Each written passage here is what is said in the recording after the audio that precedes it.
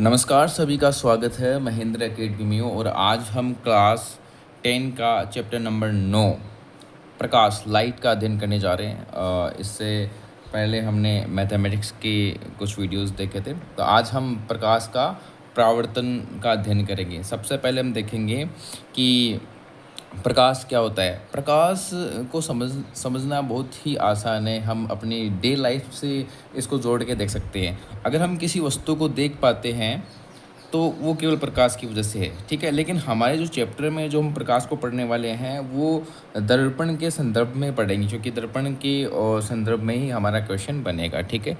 तो सबसे पहले हम देखेंगे प्रकाश का परावर्तन है क्या। तो प्रकाश का परावर्तन क्या है? किसी परावर्तक पृष्ठ से किसी परावर्तक जो पृष्ठ है उससे टकराकर प्रकाश का उसी माध्यम में वापस लौट जाना, ठीक है। एक सिंपल सी डेफिनेशन हम लिखेंगे, पूरा कंप्लीट लिखेंगे, ठीक है। तो जो हमारा परावर्तक पृष्ठ है वो एक समतल दर्पण हो सकता है, वो एक गोलीय दर्पण हो सकता है, जिसका अध्ययन आगे करने वाले हैं, ठीक है। तो उससे क्या होता है, एक प्रकाश किरण है वो टकराती है और वापस उसी माध्यम में लौट जाती है। यानी आपतित किरण और टकराने के बाद में वही किरण परावर्तन हो जाता है उसी किरण का, ठीक है। और इन दोनों के बीच में जो एंगल बनते हैं उनको क्या बोलते हैं? जो आपतित किरण के साथ जो एंगल बनता है उसको बोलते हैं एंगल ऑफ इंसिडेंट, यानी आपतित कोण आई। और आप परावर्तन के बाद में जो कोण बनता है वो रिफ्रैक्शन आर होता है, जिसको हम बोलते हैं परावर्तित कोण आर। ओके, दोनों कोण एक दूसरे के बराबर होता है। अब हमें एक अभिलंब है। अभिलंब क्या होता है? एक आभासी हम एक लाइन ड्रॉ करते हैं जिसको हम एक अभिलंब बोलते हैं, ठीक है। ये एक अभिलंब है जो हमने ड्रॉ किया है। तो अभिलंब से देखो, अभिलंब से कोण बन रहा है, ठीक है, ना कि आपतित किरण से कोण बन रहा है, ठीक है। पूरा परावर्तित किरण और आपतित किरण के बीच में जो कोण बन रहे हैं वो अभिलंब से हम इसका मान करेंगे कि भी अभिलंब से कितना है। अभिलंब से आर और अभिलंब से आई कोण। तो आपतन कोण बराबर क्या होता है? परावर्तन कोण, ठीक है। ये आपको ध्यान में रखना है। यानी आपतन कोण क्या है यहाँ पे? आई एंगल बराबर क्या हो जाएगा? Angle R. ये आपको ध्यान में रखना है। हमेशा आपतन कोण बराबर होता है परावर्तन कोण के, ठीक है। तो ये हमने एक समतल दर्पण लिया। समतल दर्पण से जो आपतित किरण है और ये परावर्तित किरण है, ये आपको ध्यान में रखना है। और परावर्तन के बाद में आपको ये देखना है कि ये तो हमने एक सिंपल एग्जाम्पल ले लिया, ठीक है। तो हम इसकी डेफिनेशन क्या लिख सकते हैं? एक अच्छी सी डेफिनेशन लिखेंगे कि जब कोई प्रकाश किरण जब कोई प्रकाश किरण जब कोई प्रकाश किरण किसी परावर्तक पृष्ठ, मैंने बताया आपको ये परावर्तक पृष्ठ है, तो परावर्तक पृष्ठ आप ऐसे ही बोर्ड एग्जाम में ऐसे ही डेफिनेशन लिखोगे ताकि आपको अच्छे अंक मिल सके, क्योंकि ये 8 नंबर का चैप्टर है। इसमें 1 नंबर, 2 नंबर और 4 नंबर के क्वेश्चन बनेंगे। तो परावर्तक परावर्तक पृष्ठ से टकराती है, परावर्तक पृष्ठ से टकराती है और टकराने के बाद सेम जो मैंने बताया वैसी ही डेफिनेशन लिख दो आप तो अपने शब्दों में। टकराने के पश्चात क्या होता है? टकराने के पश्चात उसी माध्यम में, उसी मीडियम में, उसी माध्यम में वापस लौट जाती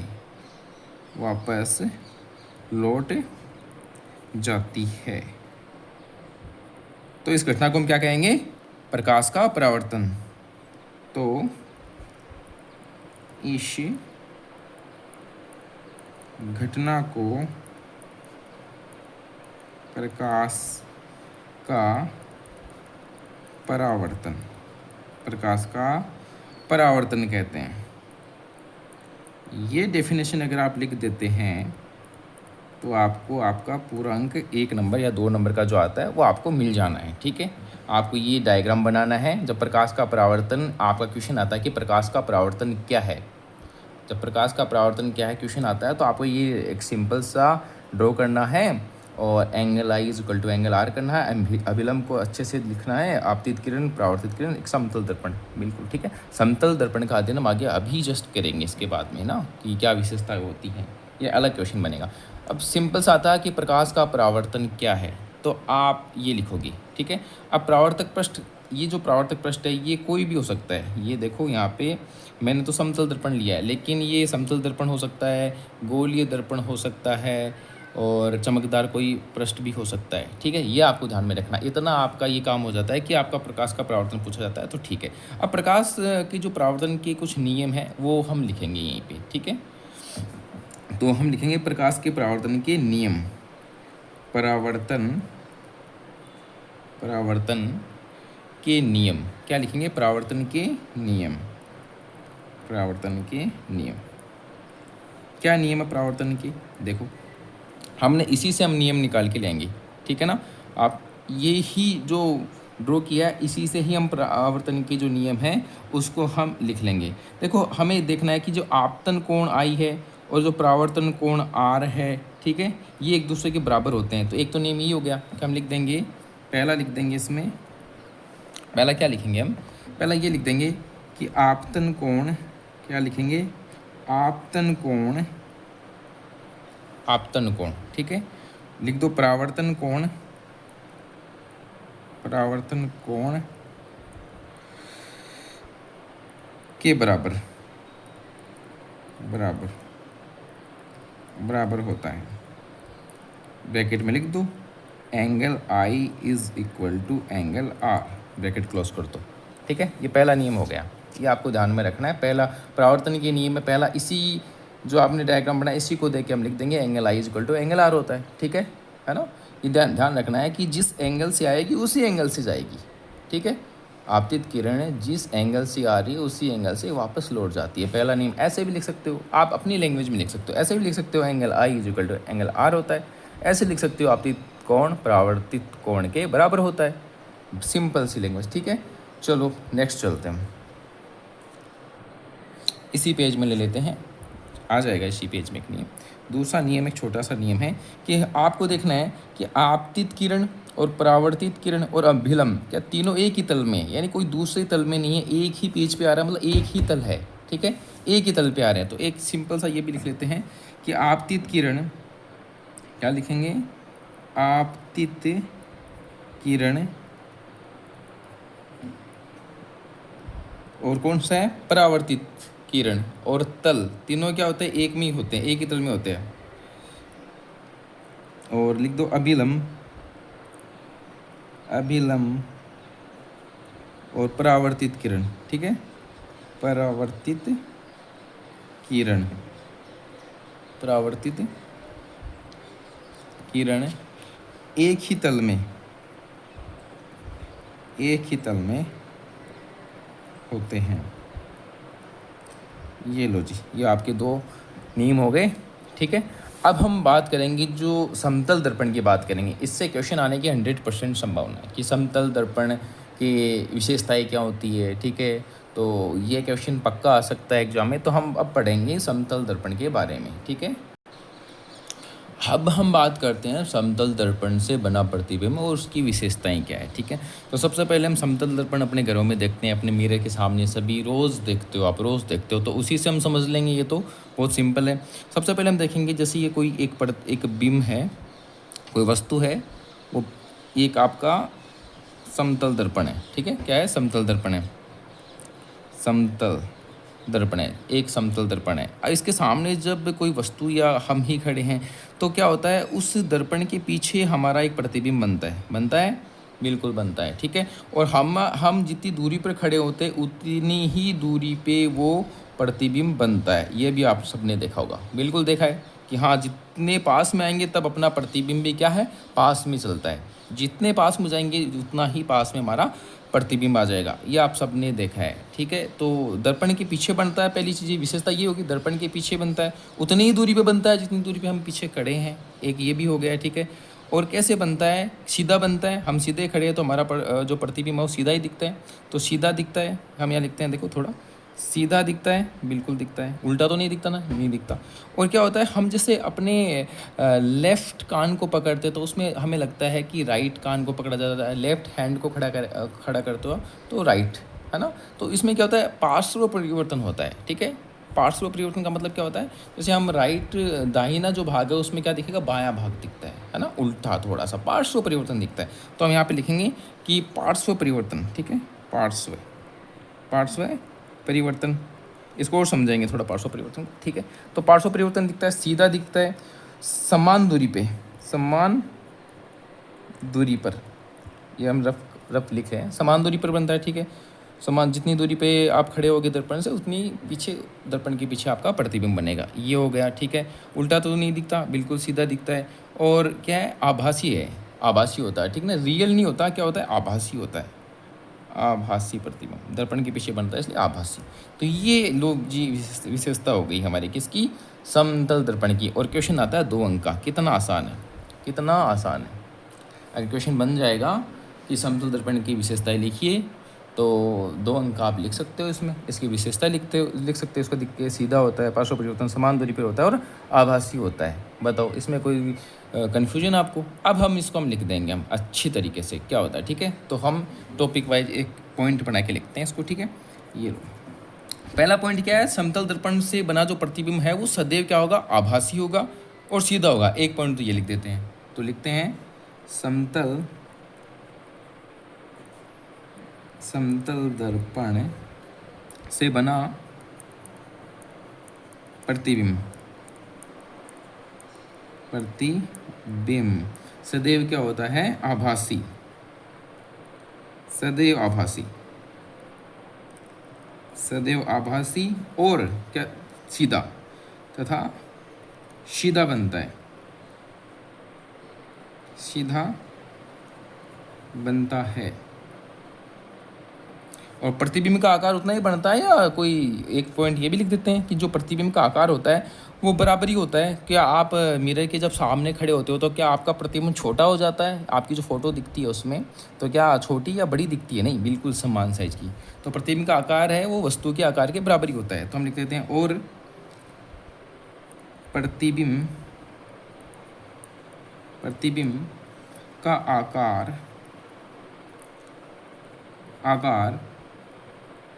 वस्तु के आकार के बराबर होता है। ये लो जी, एक मिनट। अब आप ऐसे लिखते हो तो आपको क्या होता है, आपके 2 अंक के 2 अंक मिल जाएंगे, ठीक है। इस तरीके से आप लिख दोगे, इस तरीके से आप ड्रॉ कर दोगे, छोटा सा कुछ नहीं है। ये भी मैं आपको ड्रॉ में बताऊंगा कैसे। ये अभी आपको जो दर्पण से जो प्रतिबिंब बनते हैं उसके नियम समझाने से ये भी आसानी से समझ में आ जाएगा, ठीक है। तो दूसरा क्या है, दूसरा ये और लिख देते हैं। दूसरा क्या है कि प्रतिबिंब है वो दर्पण के पीछे ही बनता है ना, तो प्रतिबिंब दर्पण के पीछे और उतनी दूरी पे बनता है जितनी दूरी पर दर्पण के सामने कोई व्यक्ति या वस्तु रखी है हमने। तो लिख देते हैं, प्रतिबिंब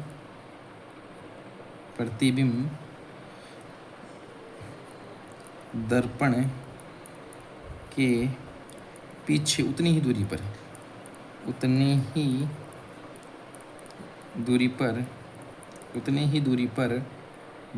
है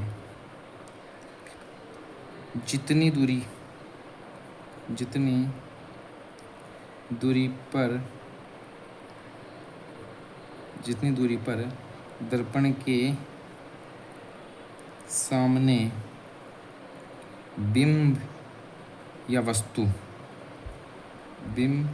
वस्तु होती है या रखी होती है।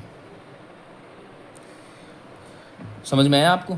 दूसरा मैंने अच्छे से समझा दिया, सेम समान दूरी पे बनता है। आपको ये की वर्ड्स ध्यान में रखना, इससे आप ये लिख सकते हो। मैं इसी को देख के लिख रहा हूँ, ठीक है।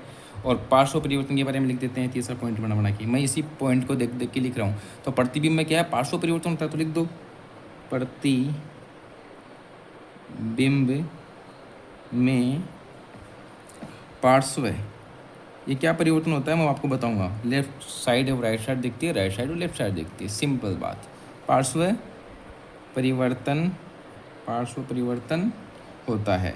पार्श्व परिवर्तन होता है, ये परिवर्तन आपको देखने को मिलता है। ये हो गया। अब हम एक और लिखिए तो लिख सकते हैं ये जो चाल हमने देखी ना कि जब आप चलते हो तो आपका प्रतिबिंब भी चलता है, तो वो भी आप लिख सकते हो। इसमें क्या है, प्रतिबिंब तथा बिंब दोनों एक ही चाल से गति करते हैं। आप चलोगे तो प्रतिबिंब भी आएगा, ठीक है, आप रुक जाओगे तो आपका प्रतिबिंब भी रुक जाना है। तो हम लिखेंगे प्रतिबिंब प्रतिबिंब तथा बिंब दोनों एक ही चाल, दोनों एक ही चाल से गति करते हैं। ये लो जी, आपके 2 अंक अच्छे से देगा वो, कि जो आप इतना लिख देते हो 2 अंक, ये 4 अंक तक का पूछा जा सकता है अगर सही से इसका वो करे तो। ठीक है, अब पार्श्व परिवर्तन मैंने आपको थोड़ा समझा तो दिया है, थोड़ा और समझा देता हूँ। ठीक है, आपका जो शरीर का जो दायां भाग है वो बायां भाग दिखाई देना, ऐसा क्वेश्चन बन सकता है कि समतल दर्पण का पार्श्व परिवर्तन क्या है, तो आप इसको कैसे समझा दोगे? अगर आपसे पूछा जाता है कि समतल दर्पण का जो पार्श्व परिवर्तन है वो क्या होता है, तो सिंपल सा लिखना है कि हमारा जो दायां भाग है वो बायां भाग दिखाई देता है प्रतिबिंब में। बस सिंपल सा, अगर अपनी लैंग्वेज में भी लिखोगे तब भी आपको नंबर मिल जाना है। ठीक है, तो आपको अच्छे से लिख देना है कि क्या है कि अपना प्रतिबिंब जो समतल दर्पण में हम देखते हैं तो हमारा दायां भाग प्रतिबिंब में बायां दिखाई देता है। हम दायां हाथ खड़ा करते हैं तो बायां दिखाई देता है। ठीक है ना, ये इतना सा है। और इस जो पार्श्व परिवर्तन है इस पे क्वेश्चन आए हैं पीछे। ठीक है, तो मैंने ये समझा दिया है, लिख आप सकते हो। ठीक है, अब हम पढ़ेंगे गोलीय दर्पण के बारे में। ठीक है, गोलीय दर्पण के बारे में क्वेश्चन वाइज ही मैं आपको करा रहा हूँ कि जैसे क्वेश्चन आ गया कि समतल दर्पण से बना प्रतिबिंब और उसकी कुछ विशेषताएं लिखिए। ठीक है ना, प्रतिबिंब का जो ये आपका डायग्राम ये पूछ सकता है, और दूसरा आपकी इसकी विशेषताएं पूछी जा सकती है। तो आपको ये तीनों चारों जो विशेषताएं मैंने केवल कीवर्ड से लिखा है केवल। ठीक, सीधा दिखता है, पार्श्व परिवर्तन होता है, समान दूरी पर बनता है, समान चाल से चलता है, आभासी होता है। ये ऐसे कीवर्ड्स ध्यान रखो, वो और कुछ भी नहीं। समतल दर्पण इसी में कंप्लीट है आपका। ठीक है, ओके, नेक्स्ट चलते हैं हम गोलीय दर्पण के बारे में। उसमें क्वेश्चन बनता है गोलीय दर्पण किसे कहते हैं और ये कितने प्रकार का होता है। ठीक है, एक सिंपल क्वेश्चन बनता है 2 अंक का, उसको भी कर लेते हैं आज। ठीक है, ओके, चलते हैं। अब हम बात करते हैं गोलीय दर्पण की। इससे देखो क्या है, क्वेश्चन 3 अंक तक का आता है, 2 अंक तक का तो देखा ही हमने। पीछे जो एग्जाम हुआ उसमें 2 अंक का क्वेश्चन आया, लेकिन हम मानते हैं इसके प्रकार पूछने के बाद में 3 अंकों तक का क्वेश्चन पूछा जा सकता है। तो हम बात करेंगे गोलीय दर्पण की। ठीक है, गोलीय दर्पण के जो प्रकार है उसकी बात करेंगे। सबसे पहले हम बात करेंगे गोलीय दर्पण क्या है।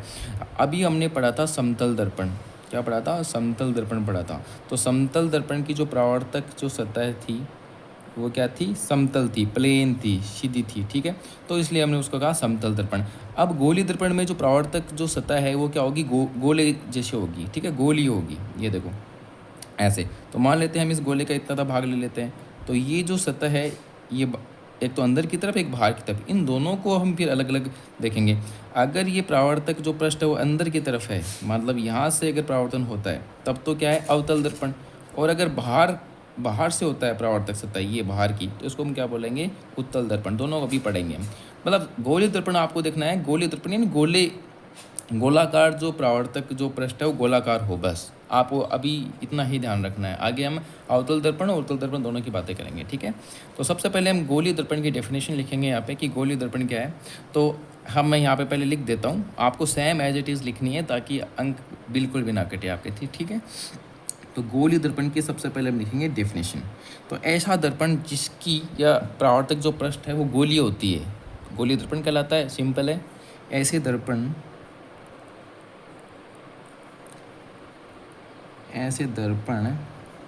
जिसकी परावर्तक सतह या पृष्ठ, दोनों लिख सकते हो। ऐसे दर्पण जिसकी परावर्तक सतह या पृष्ठ, दोनों लिख दो, या पृष्ठ क्या हो, गोलीय हो,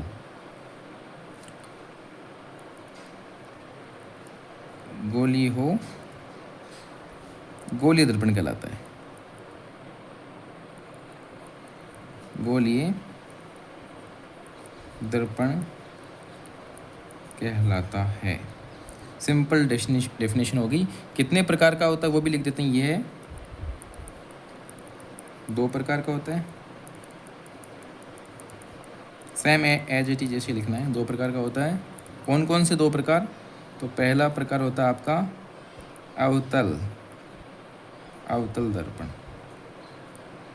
ठीक है। तो इसके बारे में दूसरा होता है उत्तल दर्पण। तो हम सबसे पहले पढ़ेंगे अवतल दर्पण के बारे में, पढ़ लेते हैं यहीं पे, ठीक है। अवतल दर्पण के बारे में पढ़ लेते हैं। अब देखते हैं, हम सबसे पहले बना लेते हैं गोलाकार पृष्ठ, ठीक है। इससे हम समझ जाएंगे, ठीक है। अब हमें ये देखना है जो वक्र भाग है ये परावर्तक पृष्ठ है, हम इसको आधा काट लेते हैं। इसी गोले को हम आधा काटते हैं, ठीक है। इसी गोले को जैसे हमने काट लिया, ठीक है। इस गोले से आपको काफ़ी हेल्प मिलेगी। सेंटर ऑफ कर्वेचर है, वक्रता केंद्र है, वक्रता त्रिज्या है, मुख्य अक्ष है, इसके बारे में अध्ययन करने में काफ़ी हेल्प मिलती है। तो सबसे पहले हम जो सतह बनाते हैं वो देखो, ये हमने एक सतह बना ली। इसका जो परावर्तक पृष्ठ है वो अंदर की तरफ होगा, यानी वक्रित होगा। जो वक्रित जो भाग है वो इसका परावर्तक पृष्ठ होगा, बाहर के नहीं। बाहर के हम इसका क्या कर देंगे, लेप कर देंगे किसी, ताकि प्रकाश है वो अंदर से बाहर ना चला जाए, ठीक है। चमकीली सतह, ये लो जी। अब हमें क्या करना है, ये जो सतह है ये क्या है, इसकी परावर्तक पृष्ठ है, परावर्तित सतह है, इसलिए हम इसको क्या बोलेंगे, अवतल दर्पण कहेंगे। अब ध्यान रखना, उत्तल दर्पण जस्ट इसके उल्टा होता है।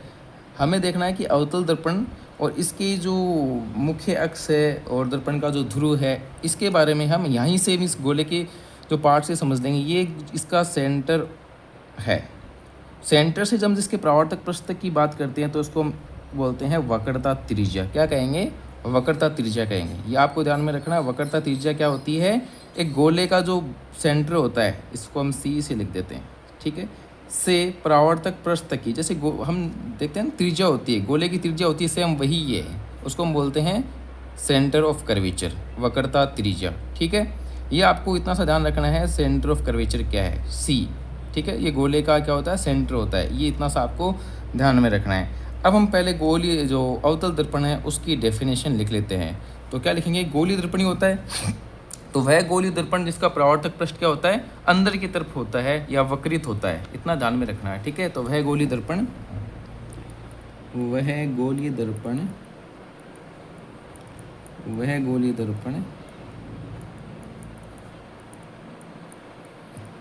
जिसका परावर्तक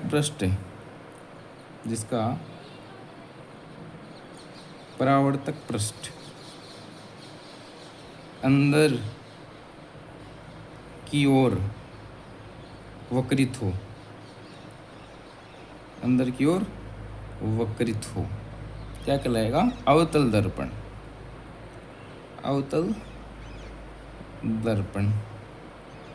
कहलाता है। सिंपल सी आपने डेफिनेशन लिख दी अवतल दर्पण की, ठीक है। आपको और अच्छे तरीके से लिख देना है, ठीक है। अवतल दर्पण की डेफिनेशन लिख दी आपने, और छोटा सा ये डायग्राम आप बना सकते हो, ठीक है। तो यहाँ पे आपको ये क्या लिखाओगे, ये लो मुख्य अक्ष। अभी आपको बताएंगे मुख्य अक्ष क्या होता है। मुख्य अक्ष पे ही आपका क्या होता है, सेंटर ऑफ कर्वेचर होता है, वक्रता केंद्र होता है, इसको क्या बोलते हैं, वक्रता केंद्र। और वक्रता केंद्र से लेकर और यहाँ ध्रुव तक की इसकी जो लंबाई, इसको बोलते हैं वक्रता त्रिज्या। और जो इसके मुख्य अक्ष जो लाइन है, इसके समांतर कोई रह जाती है तो वो मुख्य फोकस से होके गुजरती है, एफ, जिसको हम बोलते हैं एफ से डिनोट करते हैं। ये आपको ध्यान में रख लेना, ठीक है, थोड़ा सा, ठीक है। तो अब हम बात करते हैं, अवतल की हो गई, उत्तल दर्पण की और बात कर लेते हैं। फिर हम बात करेंगे मुख्य अक्ष है, वक्रता त्रिज्या है, वक्रता केंद्र है, मुख्य फोकस क्या है, सारे इसके बाद में अध्ययन करें, क्योंकि आपका 2 या 3 अंक का क्वेश्चन आएगा, उसमें इतना आपसे नहीं पूछा जाने वाला। जो बड़ा क्वेश्चन आएगा वो आपके न्यूमेरिकल आएगा इसमें, ठीक है। तो हम एग्जाम ओरिएंटेड स्टडी करेंगे, ठीक है। तो अब हम बात करते हैं उत्तल दर्पण की। उत्तल दर्पण के बारे में सेम एज इट इज ऐसे ही लिख देना है, सेम इसका उल्टा कर देना है कि जो इसका जो परावर्तक पृष्ठ है वो बाहर की ओर होता है, यानी यहाँ से परावर्तन होगा, अंदर से नहीं होगा, ठीक है, ध्यान रखना बस। ओके, अब हम लिखते हैं उत्तल दर्पण, ठीक है। तो डायरेक्ट डेफिनेशन ही लिख देते हैं। चलो मैं आपको थोड़ा समझा भी देता हूँ। जैसे ये हमने एक डायग्राम बना लिया, ठीक है। तो अंदर क्या हम किसी का लेप कर देते हैं ताकि ट्रांसपेरेंट ना हो। तो अब यहाँ जो वक्रित, ये बाहर की ओर जो वक्र है, यहाँ से परावर्तन होगा, यानी ये लो, ठीक है। ध्यान रखना है, इसका सेंटर ऑफ कर्वेचर अंदर की ओर ही होगा, सी, ये यहाँ पे एफ होगा मुख्य फोकस, ठीक है, ये ध्यान में रखना है, ठीक है। लेकिन जो परावर्तक जो पृष्ठ है वो बाहर की ओर होगा, अंदर की तरफ नहीं होगा, इतना ध्यान रख लेना आपको, ठीक है। अवतल में तो क्या था, अंदर की ओर था, और उत्तल में क्या होता है, बाहर की ओर होता है, बस इतना सा अंतर है इसमें। तो क्या हो गया, वह गोलीय दर्पण जिसका परावर्तक पृष्ठ बाहर की ओर होता है, बस इतना सा लिख दो इसमें। तो वह गोलीय दर्पण दिख रहा है आपको, वह गोलीय दर्पण जिसका परावर्तक पृष्ठ बाहर की ओर वक्रित हो, क्या हो, बाहर की ओर वक्रित हो, बाहर की ओर वक्रित हो, बाहर की ओर वक्रित हो, बस इतना ध्यान रखना, उत्तल दर्पण कहलाता है, उत्तल दर्पण कहलाता है। ये लो जी, सिंपल आप इसके नीचे लिख दोगे अवतल दर्पण, यहाँ लिख दोगे उत्तल दर्पण, ठीक है। तो ये आपका 2 या 3 अंक का क्वेश्चन ऐसा आएगा, आपको इसमें पूरे अंक मिलने की संभावना। अब हम देखते हैं कि 1 नंबर का क्वेश्चन बनता है कैसे, ऐसे पूछा जाता है कि भाई वक्रता त्रिज्या क्या होती है, वक्रता केंद्र क्या होता है, मुख्य फोकस क्या होता है। देखना आप, ऐसा क्वेश्चन आएगा, या तो आपके ऑब्जेक्टिव टाइप क्वेश्चन आएगा, या आपका अति लघुरात्मक क्वेश्चन आता है 1 नंबर का, तो उसमें पूछा जाएगा, क्या पूछा जाएगा कि वक्रता त्रिज्या क्या है, दर्पण का ध्रुव किसे कहते हैं, मुख्य अक्ष क्या है, उसकी परिभाषाएं। तो मैं आपको एक छोटे से एक लिख के मैं आपको समझा देता हूँ उसको ना, एक डायग्राम में समझा देता हूँ, ठीक है। तो यहाँ हम दर्पण से संबंधित कुछ परिभाषाएं हैं जो अक्सर एग्जाम में आता है 1 अंक का, या तो ऑब्जेक्टिव टाइप क्वेश्चन आएगा, या फिर 1 अंक का डायरेक्टली अति लघुरात्मक क्वेश्चन में पूछ लिया जाएगा आपसे। और बहुत ही आसान है, आपको कुछ नहीं करता, इसी से समझ जाना है, आपको कुछ भी रट्टा नहीं मारना इसका। अवतल दर्पण का आप डायग्राम से अच्छे से समझ जाओगे, ठीक है। तो सबसे पहले हम देखेंगे कि दर्पण का ध्रुव क्या होता है, ठीक है। तो जो गोलीय दर्पण के जो परावर्तक पृष्ठ है, देखना 1 सेकेंड, पहले मैं इसको यहाँ से आपको बता दूं। परावर्तक पृष्ठ क्या है, अंदर की ओर है, ये वाला, ठीक है। तो ये क्या है, सेंटर, ठीक है, क्या है, सेंटर है, वक्रता केंद्र, आपको इसका नाम ध्यान में रखना है, ठीक है। ये क्या है, वक्रता केंद्र है, ठीक है। तो अब हम पहले देखेंगे दर्पण का ध्रुव क्या होता है, ठीक है। तो गोलीय दर्पण के परावर्तक पृष्ठ, ये वाला गोलीय दर्पण के जो परावर्तक पृष्ठ के केंद्र को, ये वाला केंद्र है, और दर्पण का ध्रुव कहा जाता है। ध्यान रखना, गोलीय दर्पण के जो परावर्तक पृष्ठ है ये वाला, और इसका जो केंद्र अपना ये वाला, ठीक है, ये वाला है, इसको क्या कहेंगे, दर्पण का ध्रुव कहेंगे, दर्पण का ध्रुव, पी से डिनोट करेंगे, पोल, ठीक है। तो ये जो वक्रता त्रिज्या तो ये यहाँ से लेकर यहाँ तक होती है, ठीक है। आपको ध्यान में सबसे पहले देखनी, जो परावर्तक पृष्ठ है ना, उसका सेंटर, उसको क्या कहेंगे, दर्पण का ध्रुव कहेंगे। ये जो परावर्तक पृष्ठ है इसका सेंटर, ये इसको क्या कहेंगे, ध्रुव कहेंगे, ठीक है। आप इसको लिख लो कि गोलीय दर्पण के परावर्तक पृष्ठ के केंद्र को, परावर्तक पृष्ठ के केंद्र को सीधा सिंपल लिखता हूँ कि परावर्तक पृष्ठ के केंद्र को, ये परावर्तक पृष्ठ के केंद्र को दर्पण का ध्रुव कहते हैं। आसान है इसको, ठीक है। अब हम बात करते हैं मुख्य अक्ष। अब मुख्य अक्ष क्या होता है कि जो वक्रता जो केंद्र है सी, वक्रता केंद्र को क्या कहेंगे, सी। अभी देखेंगे वक्रता केंद्र क्या होता है, लेकिन अभी आपको ध्यान में रखना है कि ये वक्रता केंद्र है सी से, ठीक है ना। तो वक्रता केंद्र सी और पी को मिलाने वाली लाइन, ठीक है, जो रेखा है सी और पी को मिलाने वाली, उसको हम क्या कहेंगे, मुख्य अक्ष कहेंगे। तो गोलीय दर्पण के ध्रुव पी व वक्रता केंद्र सी को मिलाने वाली रेखा, ठीक है, क्या कहेंगे, दर्पण की मुख्य अक्ष कहलाती है, ठीक है। तो सीधा लिख दो आप कि दर्पण के ध्रुव पी व वक्रता केंद्र सी को, दर्पण के ध्रुव लिख दो पी व वक्रता केंद्र को मिलाने वाली रेखा, इतना सा लिख दो आप। आगे आप लिख लेना, मैंने शॉर्ट हिंट में दे दी कि दर्पण के जो वक्रता केंद्र और ध्रुव को मिलाने वाली लाइन क्या कहलाती है? मुख्य अक्ष कहलाती है। बस इतना सा। अब आ रही है वक्रता त्रिज्या। अब वक्रता त्रिज्या क्या है? वक्रता त्रिज्या ये लो यहाँ से लेकर और पी तक, ठीक है, जो परावर्तक पृष्ठ का जो सेंटर पी है और जो वक्रता केंद्र सी है उसके बीच की दूरी तो क्या कहेंगे? आर, यानी वक्रता त्रिज्या कहेंगे। बस इसको आप लिख दो कि गोलीय दर्पण का परावर्तक पृष्ठ जिस गोले का भाग होता है उसकी त्रिज्या है वो दर्पण की वक्रता त्रिज्या कहलाती है। सिंपल सी चीज़ है, ठीक है ना। तो आप यहाँ से लिख दोगे वक्रता केंद्र सी तथा परावर्तक पृष्ठ के ध्रुव के बीच की दूरी को हम क्या कहते हैं? वक्रता त्रिज्या कहते हैं, ठीक है। तो आसान है, इसे आर से हम लिखते हैं वक्रता त्रिज्या आर। तो लिखने की ज़्यादा जरूरत है नहीं। सी से पी के बीच की दूरी लिख दो। गोलीय दर्पण जिस गोले का भाग होता है, जिस गोले का भाग होता है उसका जो केंद्र होता है, जो वक्रता केंद्र सी से पी तक की दूरी है ना, परावर्तक पृष्ठ तक की दूरी को क्या कहेंगे? हम इसकी त्रिज्या कहेंगे, वक्रता त्रिज्या कहेंगे, ठीक है। अब इतना यहाँ स्पेस है नहीं, फिर भी मैं लिख देता हूँ। गोलीय दर्पण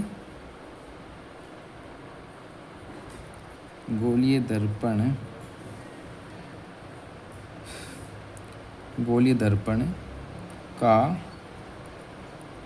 परावर्तक पृष्ठ जिस गोले का भाग होता है,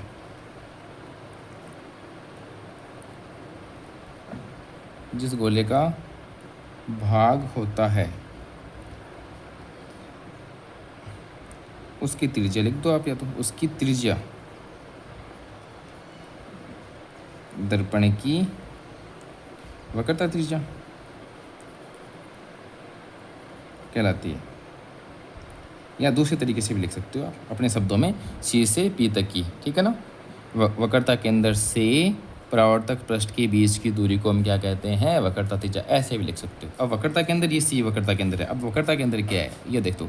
अब ये देख लो, ये कोई हमने क्या माना, ये कोई एक गोले का एक भाग है, तो हम वैसे ही लिखेंगे गोलीय दर्पण का परावर्तक पृष्ठ किसी गोले का भाग होता है और इस गोले का जो केंद्र है वही वक्रता केंद्र है। गोले का केंद्र ही वक्रता केंद्र है। सेम एज इट इज जैसे लिख दो आप कि गोले का जो केंद्र है, भाई गोलीय दर्पण है, किसी गोले का तो भाग है ही ये, हमने केवल इतना लिया है जहाँ से हमने डॉटेड लाइन कर रखा है इतना, तो इस गोले का जो केंद्र होगा वही वक्रता केंद्र होगा, ठीक है। तो मैं लिख तो देता हूँ यहाँ पे आपको शॉर्ट में, गोले का केंद्र आप लिख लेना, गोले का केंद्र गोलीय दर्पण का वक्रता केंद्र, गोलीय दर्पण का वक्रता केंद्र, इतना सा ध्यान में रखो होता है, ठीक है। अब मुख्य फोकस आपको मैं बताता हूँ क्या होता है। मुख्य फोकस क्या होता है वो आपको बता देता हूँ। ये हमने कोई अवतल दर्पण ले लिया, ठीक है, ओके, ये एक मुख्य फोकस है। अब आपको पता है मुख्य फोकस पे यहाँ पे अपना वक्रता केंद्र होता है सी, ठीक है, वक्रता केंद्र क्या हो गया? सी हो गया। और एक हम आपको मैं आगे बताने वाला हूँ कि प्रतिबिंब कैसे बनता है। तो एक आपको एक नियम है वो आपको याद रखना है कि जब ये मुख्य अक्ष है, इसको क्या बोलेंगे? मुख्य अक्ष। सी और पी को मैं ये मुख्य अक्ष है, मैं लिखता हूँ मुख्य अक्ष, ये मुख्य अक्ष लाइन है, ठीक है। मुख्य अक्ष के समांतर जो कोई किरण गुजरती है तो वो परावर्तन के बाद में जिस मुख्य अक्ष के बिंदु से गुजरती है, ये मुख्य अक्ष कि जिस बिंदु से गुजरती है उसको मुख्य फोकस कहते हैं, ठीक है, उसको हम मुख्य फोकस कहते हैं, ठीक है। यानी मुख्य अक्ष के समांतर कोई किरण परावर्तन के पश्चात मुख्य अक्ष के जिस बिंदु पे काटती है वो उसका मुख्य फोकस कहलाता है। समझ में आया? ये आपको ध्यान में रखना है कि मुख्य अक्ष के जिस बिंदु पर मिलती है या काटती है या मिलती हुई प्रतीत होती है, कुछ भी कहो, तो वो क्या होता है? मुख्य फोकस होता है। इसको एफ से डिनोट करते हैं। बस इतना सा ध्यान में रखना है। इसकी डेफिनेशन अच्छे से लिखता हूँ क्योंकि मुख्य फोकस अक्सर पूछा जाता है, ध्यान रखना। तो मैं लिख दूँ मुख्य अक्ष के समांतर, मुख्य अक्ष के समानांतर या समांतर चलने वाली किरण या प्रकाश किरण, प्रकाश किरण दर्पण के या दर्पण से परावर्तन के पश्चात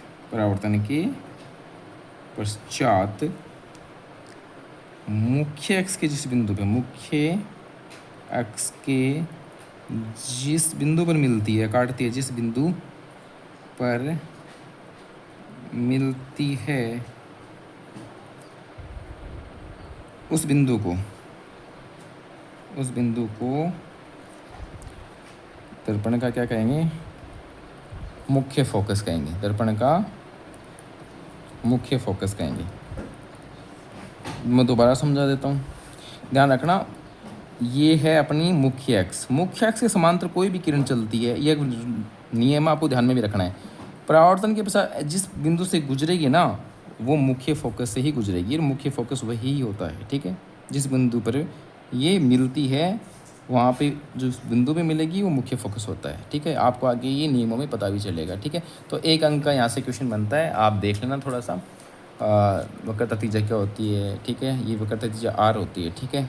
अब एक चीज़ और बताता हूँ, एक नियम और है कि जो वक्रता त्रिज्या है ना r होती है, वो क्या होती है, जो f होता है ना वो r/2 होता है।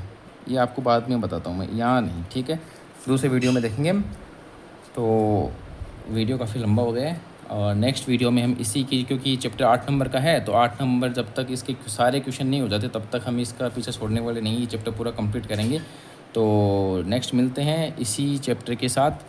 Thank you. वीडियो को लाइक ज़रूर करें और अपने दोस्तों के साथ शेयर भी करें इसको, ठीक है। Thank you.